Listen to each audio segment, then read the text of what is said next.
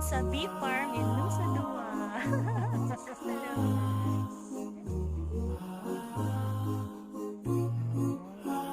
Magpapa-reserve ako sa inyo. Sige po. Ako. Madami naman.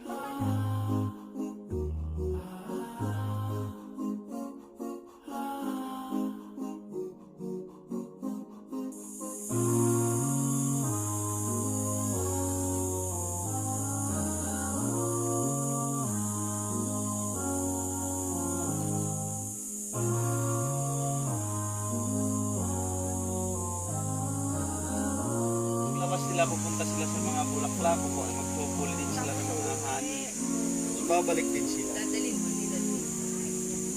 Sige, magpapaano ako. May butas lang. Oo.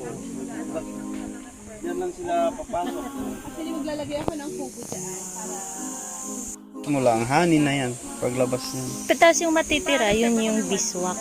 Yun ba yun? Oo. Masyado. Tika, alari, wengo ako.